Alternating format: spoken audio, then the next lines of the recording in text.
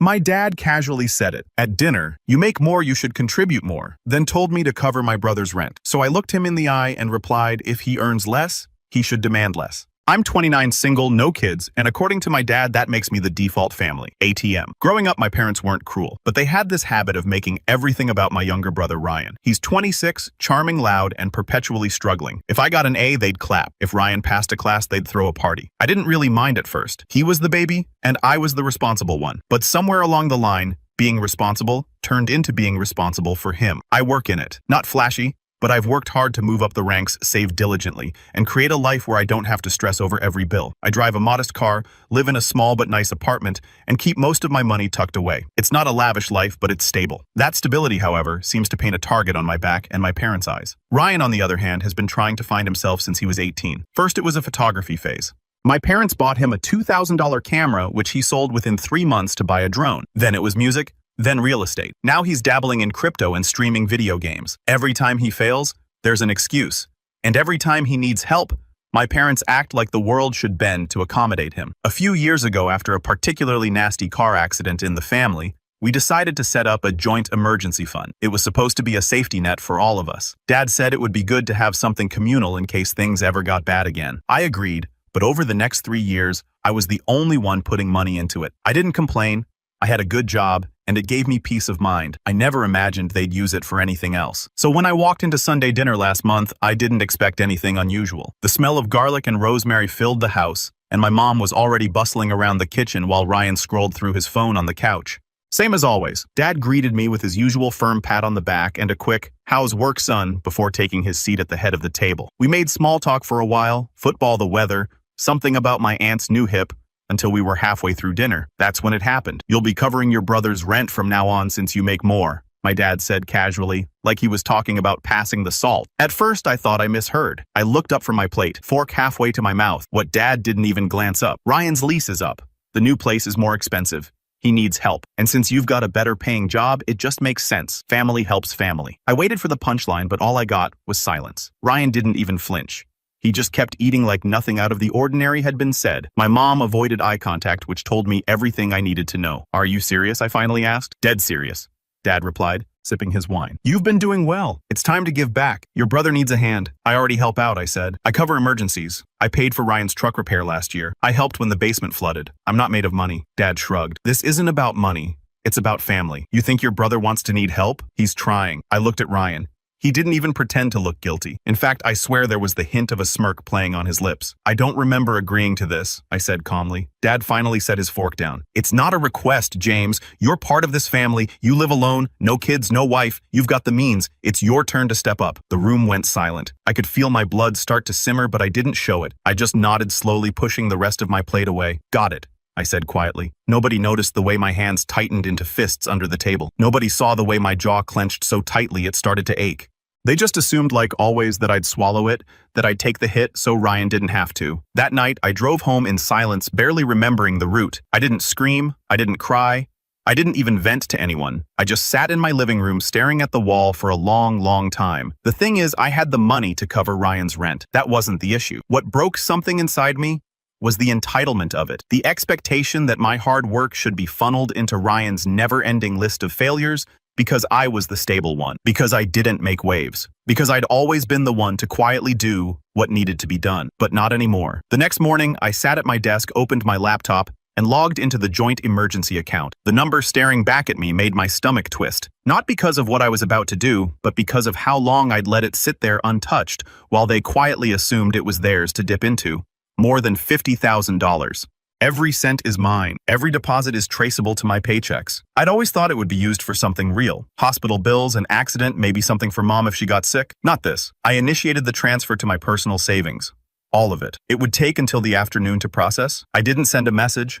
I didn't leave a note. I just walked away from my computer and went to work like it was a normal Monday. By noon, my phone was vibrating off the desk. First it was Ryan, then Dad, then Mom. A few missed calls turned into a flood. Then the text started. "Did you touch the joint account? We're missing money? Call me now. This isn't funny. James. I let them sit. I didn't reply. I just kept working. Then the real messages came. I had a mortgage payment scheduled from that account. "Your mother is in tears. You had no right. You're being selfish. This isn't how families treat each other. And finally, if the money isn't back in by tonight, don't bother showing up here again. That one hit a little differently. I stared at it for a long time. The audacity, the complete lack of awareness, the refusal to even ask why I might have done it. There was no curiosity, only anger that their free ride had ended. I realized then that the account wasn't an emergency fund in their eyes. It was a piggy bank, my piggy bank, and I just smashed it before they could get their hands on it. I didn't reply. Not yet. Let them stew. Let them wonder. That was the moment something in me shifted, and that's where this story really begins. The silence lasted all of 12 hours. By the time I woke up the next morning, I had voicemails from my mother that I couldn't bring myself to listen to. You could hear the panic in the transcript preview. Her words clipped and frenzied, bouncing between confusion and that high-pitched, breathy guilt tone she always used when she wanted me to fix something without actually apologizing. Ryan, of course, didn't call. He texted something short, something smug, real mature. Bro, hope you feel good about screwing over your own family. I didn't reply. I wasn't ready for that part yet. I needed to think, to breathe, and for the first time in a long time, I felt like I had room to do just that. But then my dad showed up at my office. Now I work for a mid-sized IT consulting firm. Not a flashy place, but respectable.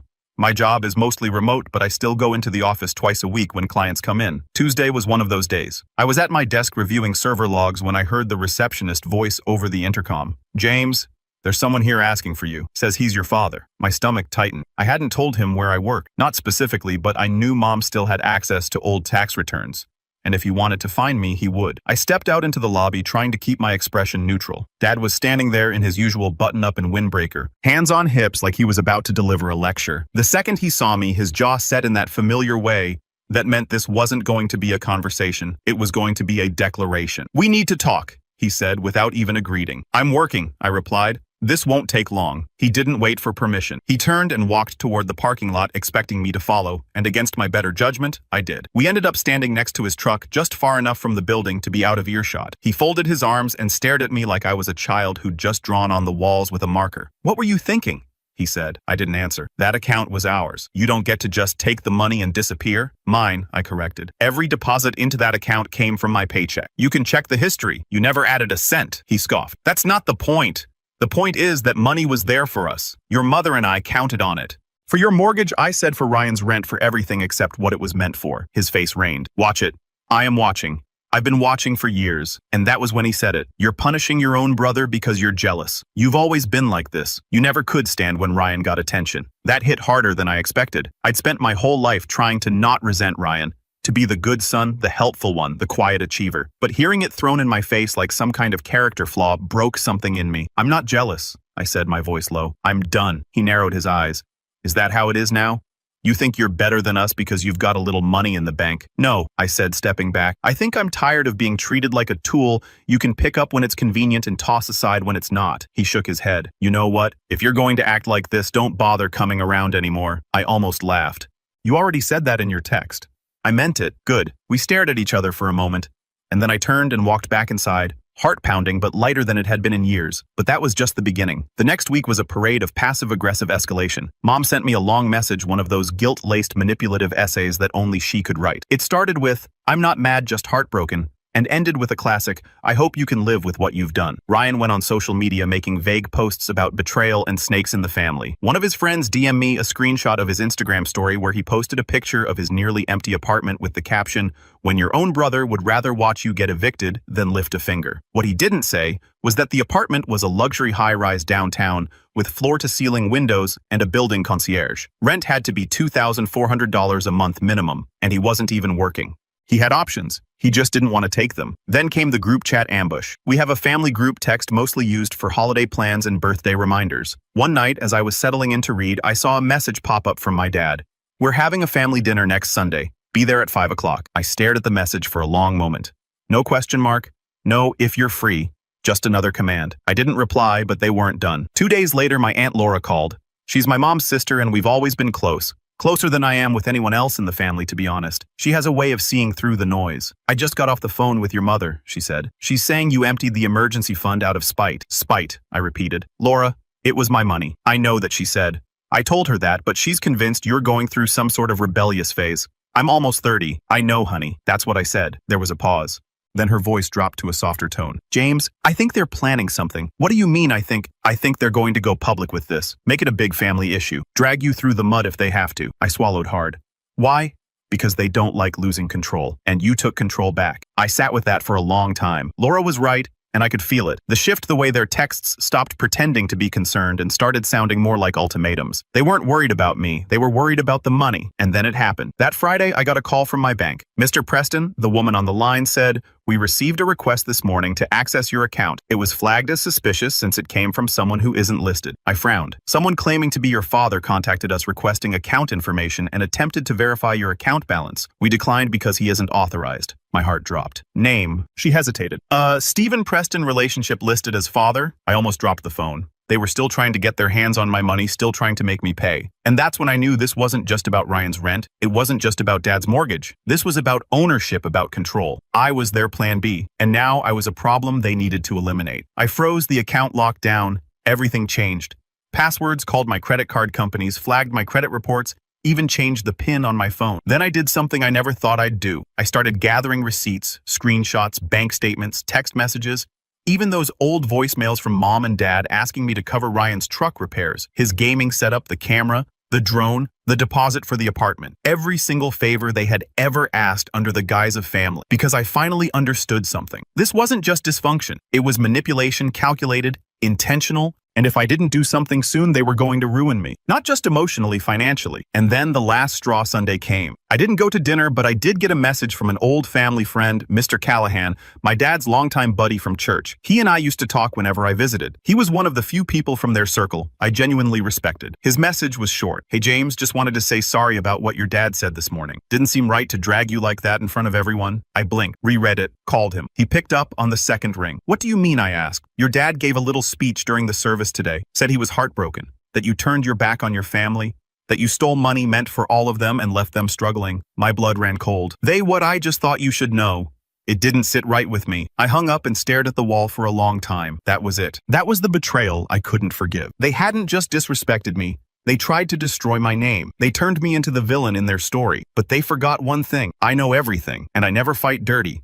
But I fight smart. The first thing I did after that call wasn't scream or cry or throw something against the wall, though I wanted to. I sat back in my desk chair and opened a blank document. I titled it, "The Fall," not because I planned to stay there, but because I needed a place to start. I listed everything line by line, from the first favor I ever did for Ryan, spotting him $100 for textbooks freshman year, to the most recent text where Dad demanded I step up because I had no real responsibilities. I listed all the payments I'd made from the emergency fund, every wire transfer, every Zelle, every "I'll pay you back." That never happened. The truck repair, the security deposit, the PlayStation, the overdue credit card bill I paid without interest. The time I floated the electric bill for the house because my parents said Ryan had forgotten and they didn't want to stress him out. It took for hours, but when I finished, I had a document 12 pages long, 12 pages of being used, 12 pages of being the stable one, 12 pages of quiet sacrifices no one had ever thanked me for. I wasn't angry. I was tired, and that kind of tired goes deeper than sleep. That night, I lay in bed staring at the ceiling, wondering how I'd gotten here. Not the specifics. I knew the specifics, but the why. Why had I let it go on so long? Why did I keep showing up every Sunday like a dog returning to a master that occasionally kicked it? The truth hit me hard because I was afraid of being alone. Because no matter how dysfunctional they were still my family. And I thought maybe deep down, they loved me the same way I loved them. Turns out, love isn't always what you think it is. Sometimes it's conditional, sometimes it's performative, and sometimes it's just leverage. The week after the church incident was one of the loneliest of my life. Aunt Laura texted me daily, checking in, offering comfort. But everyone else, cousins, old family friends, even my godmother, went radio silent like I'd been erased. I could feel the narrative being rewritten in real time. James is selfish. James stole. James abandoned his family. There's something terrifying about knowing you're the only one telling the truth, but no one wants to hear it. At work, I went through the motions. Meetings, emails, code fixing broken logic in a back-end system, while my own life was unraveling like thread. My manager noticed. "You good, man?" he asked one afternoon while we were waiting for a Zoom call to start. "I'm okay." I lied. "Just family stuff." He nodded like he understood. But how could he? How could anyone really? It was a Wednesday night when I hit my lowest point. I had picked up takeout from this Thai place I loved, used to love, and brought it home, sat on the couch, and realized I hadn't spoken to another person all day. Not out loud, not face-to-face, not even the cashier at the restaurant. I sat there eating pad seat U out of a plastic container, watching a muted episode of Jeopardy, and feeling like a ghost in my own life. That was when the panic attack hit. It wasn't dramatic, no flailing, no gasping, just a tightness in my chest, a sense that something inside me was imploding, and a crushing wave of what's the point anymore that made it hard to breathe. I dropped my fork, leaned forward, and held my head in my hands. Willing myself to just feel normal again, I didn't not for a while. But when it passed, when the wave receded and I was still there, heart-pounding, shirt damp with sweat, I realized something. I had survived, I had reached the bottom, and it hadn't killed me. So what now? I started with therapy. Just Googled local therapist for family trauma and picked the one whose website didn't make me roll my eyes.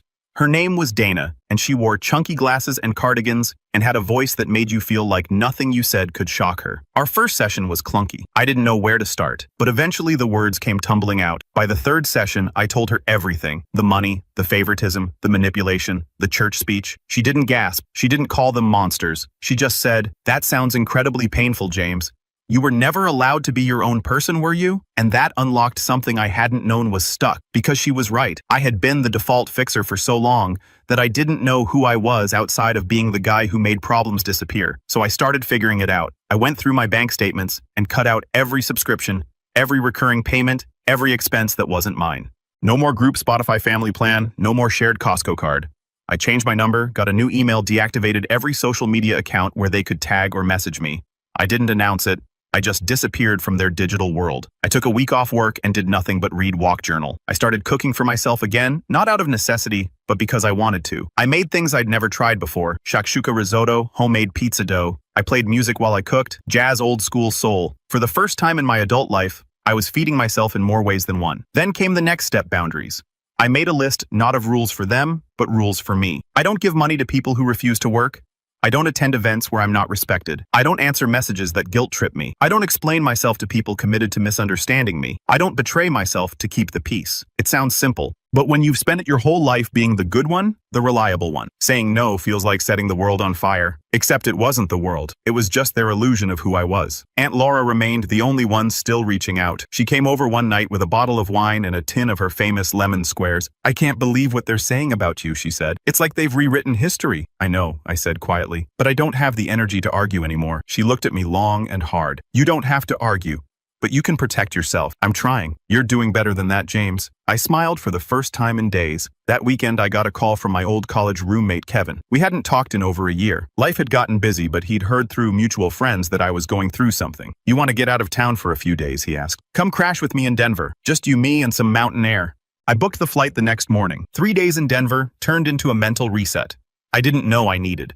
We hiked. We grilled steaks. We talked about stupid college memories and laughed until my sides hurt. One night, sitting on his balcony overlooking the skyline, Kevin turned to me and said, "Dude, you seem lighter. Like, finally you." That stuck with me. I was lighter. Not because the pain was gone, but because I wasn't carrying their weight anymore. I returned home with a clearer head and a stronger spine. And that's when I saw the message. A certified letter had arrived while I was away, neatly typed. No return address. I opened it. Inside was a formal demand, an invoice actually from my father, stating that I owed the family a share of $24,000 for unapproved withdrawal of community emergency funds and financial damage caused by breach of family trust. He had the audacity to bill me. There was a deadline: 2 weeks. There was a threat. Failure to comply may result in legal action. No signature, just S. Preston, head of household. I read it 3 times. Then I laughed. Not a bitter laugh. Not a broken laugh, a freeing one. Because that letter, that was proof. Proof that this wasn't about love, it was about control. And he had just handed me the match I needed to burn the whole illusion down. But I didn't storm over there. I didn't scream. I didn't retaliate yet. I called Dana instead. I told her everything. And when I finished, she said, "You have 2 choices now, James. You can spend your energy defending yourself, or you can spend it building something so strong they can never touch you again." That night, I started a new document. I titled it The Rise, and I knew exactly how it would begin. The document began with 4 words: "Let's keep this clean." Not because I wanted to be civil, but because I wanted to be careful. I knew what I was dealing with now. This wasn't a petty family squabble anymore. My father had crossed a line when he tried to weaponize legal threats against me. The man who once taught me how to tie my shoes now wanted to tie a noose around my wallet. And if he thought he could scare me into silence, he had no idea who he'd just pick a fight with. I titled the file The Rise because that's exactly what it would be. Not revenge out of rage, but reconstruction from the rubble, layered with strategy, leverage, and just the right touch of poetic irony. I wasn't going to yell. I wasn't going to stoop to their level. I was going to build something so unshakable, so deliberate, that when I finally made my move, it would leave a permanent mark. The first thing I did was find a lawyer. I didn't go to some billboard ad in a strip mall. I went to a former client of mine from my consulting days, a sharp, meticulous estate lawyer named Victor. We'd worked together on a back-end system for his firm a couple years back, and I remembered how detail-oriented he was. The kind of guy who could spot a loophole in a contract like a hawk spotting a mouse in a field. I emailed him, got a situation involving family, a shared bank account, and a fake invoice. Need advice and discretion, you game. He called me within the hour. By the end of that week, I had every financial transaction I'd ever made involving my family categorized, time-stamped, and linked to bank statements. Victor helped me draw up a counter-statement, something formal but razor-sharp, that clarified the ownership of the account, the unilateral contributions I made, and the fact that no verbal or written agreement had ever existed about the account being communal. Victor chuckled when he saw my documentation. James, he said, if I had half my clients this prepared, I'd be out of a job. He advised I not respond directly to the invoice. Instead, Victor advised me to preserve every document and prepared a formal legal response in case my father actually filed a lawsuit. Nothing public, but enough to plant a flag in the sand if things escalated, just in case my father really was dumb enough to try and take it to court. But that was just the defense. I had bigger plans for the offense. See, the thing about being the quiet one for so long is people forget how much you see. They think silence means passivity. They think obedience equals obliviousness. What they don't realize is silence is storage. And I had been archiving for years. Every backhanded compliment, every guilt trip, every moment I'd stepped aside while Ryan was handed something I had to work twice as hard for. I remembered when my parents gave Ryan their old SUV when he wrecked his car, but made me buy mine off Craigslist and pay for the insurance myself. I remembered when Ryan flunked out of college and they blamed the unfair curriculum. But when I graduated early, they told me I was just lucky. But now I had more than memories. I had receipts. Literal ones. See, during my college years, my dad had me co-sign on a small business loan. I was 21, eager to please, and stupidly trusted that he knew what he was doing. The business was a small remodeling company he tried to spin up with a buddy from church. It never got off the ground. He defaulted on the payments 3 years later, and I had paid off the remaining $7,300 because the bank came after me when he ghosted. At the time, I chalked it up to bad luck. Now it was evidence. I filed a credit report dispute and opened a legal inquiry into the loan's mismanagement. It was an optional move, but the beauty of it was control. Not to sue him, not to expose him, just to remind him. Next, I contacted Aunt Laura. I didn't want to drag her into anything, but I knew if there was anyone in the family who really knew what was going on behind the curtain, it was her. I need to ask you something, I said when we met at a local cafe. And I need total honesty. Of course, she said, setting down her tea. What is it? When did this turn the family? When did I become the outsider? She sighed. Probably when you started succeeding on your own. I blinked. What? You didn't need them. That scared them. Your father especially. He always needed someone to have the upper hand over. You were easy to control until you weren't. She leaned forward. You built your life by playing the long game. That's what terrifies them. Her words settled into my bones like steel. I showed her the invoice. She shook her head. This is disgusting. Then she pulled out her phone. What are you doing? I asked. I'm showing you something. She scrolled for a minute, then turned the screen toward me. A photo of my dad at church speaking to the congregation with a mic in one hand and my name on a giant slide behind him. He hadn't just mentioned me at the service. He'd built an entire lesson around me titled The Dangers of Selfishness in the Family, with photos of me as a kid and a bullet point list of my failures as a son. I felt the blood drain from my face. Laura, when was this? Last Sunday my friend recorded it. She didn't know I was your aunt. I stared at the image. This wasn't just character assassination. This was defamation. Victor's advice echoed in my head. You can spend your energy defending yourself or build something they can't touch. Well, now I was going to do both. That night, I began writing a letter. Not to them, but to myself. A mission statement, a vow, a promise that I would never again shrink to make others comfortable, that I would own my life every inch of it. And then I went to work. I updated my LinkedIn profile and portfolio, applying for positions outside my city, bigger markets, better companies. I wasn't just going to escape them. I was going to outgrow them so completely that they'd choke on the dust I left behind. I called Kevin, asked if he knew anyone hiring in Denver. He did. Within 2 weeks, I had 3 interviews lined up, but I wasn't done here yet. The final step was giving my father one last opportunity to face the truth. See, my parents had no idea how much I knew about the church speech, about the bank request, about Ryan's LLC. So I decided to give them one last chance, a test. I texted my dad, hey, I want to talk. Let's have dinner. Just you and me. He replied in under 5 minutes. Glad to hear it. Olive Tree on Main. 7:00 p.m. Perfect. He thought I was coming to apologize, to make amends, to beg forgiveness, and return to my role as the obedient son.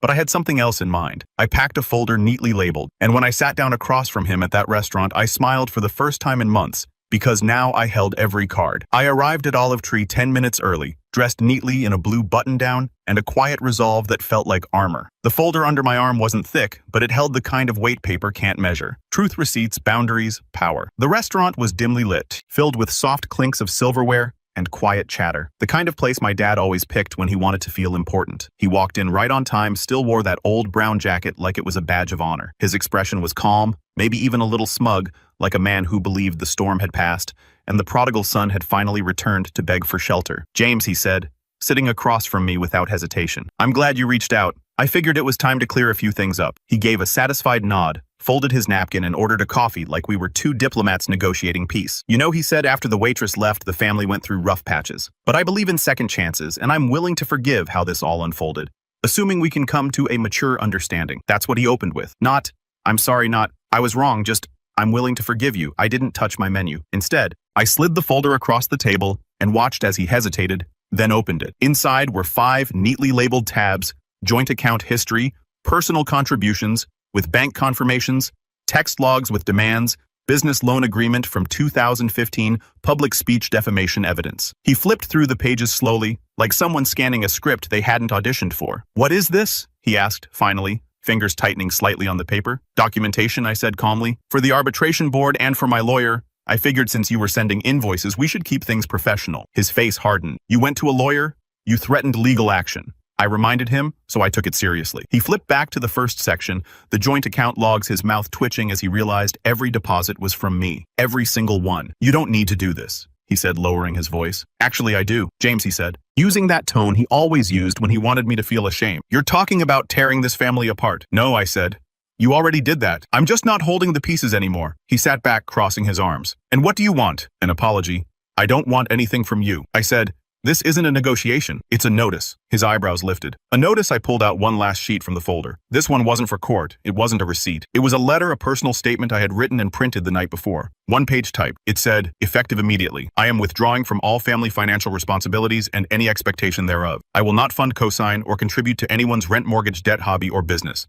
I am not your bank. I am not your safety net. I am your son, not your solution. Any further requests, demands, or manipulations will be documented, and if necessary, escalated through legal or civil channels. If you are capable of seeing me as a person rather than a resource, I may be open to repairing our relationship, but only on the basis of mutual respect. I wish you well, but I no longer carry what isn't mine." He read it twice. Then he chuckled a dry, humorless sound. "You think you're better than your own family now?" "No," I said, standing. "I think I'm free." And I left. I didn't wait for him to follow. Didn't turn to see his reaction. I walked out of that restaurant into the cool night air like I was stepping into a life that finally belonged to me. The fallout didn't take long. By the next morning, my mother had texted me a frantic paragraph. "Your father said you're threatening to sue us. James, what is going on? This isn't who you are." I didn't reply. Then Ryan chimed in. "Bro, you really going to play victim? I'm literally being evicted because of you." Again, no reply. 2 days later, I received an email from my father. It was short. "I withdraw the invoice. I hope you find peace." That was it. No apology, no admission, just surrender. And for once, that was enough because I had found peace. The job interviews in Denver went better than expected. A month later, I was offered a senior role at a cybersecurity firm, higher salary, full relocation assistance, and a fresh start. I took it without hesitation. Packing up my apartment felt like closing a chapter. Every box I sealed was a layer of guilt being stripped away. I sold the couch Ryan once crashed on, donated the old lamp my mom gave me in college, kept only what was mine. Before I left, I met with Aunt Laura one last time. "You sure about this?" she asked as we sat on my now bare living room floor.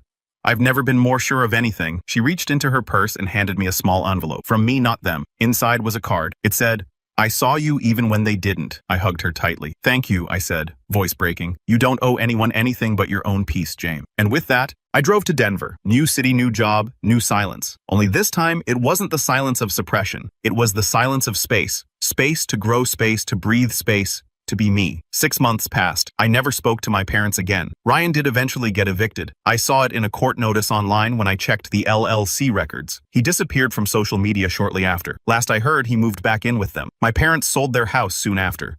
Rumors of debt, maybe even foreclosure, but I didn't ask. Didn't need to. They had made their choices and I had made mine. One afternoon, I was walking through a bookstore in Denver when I saw a little notebook on a display shelf. The cover said, "Closure is not something they give you. It's something you build." I bought it, took it home, and wrote one final note inside. "They didn't break me. They sharpened me."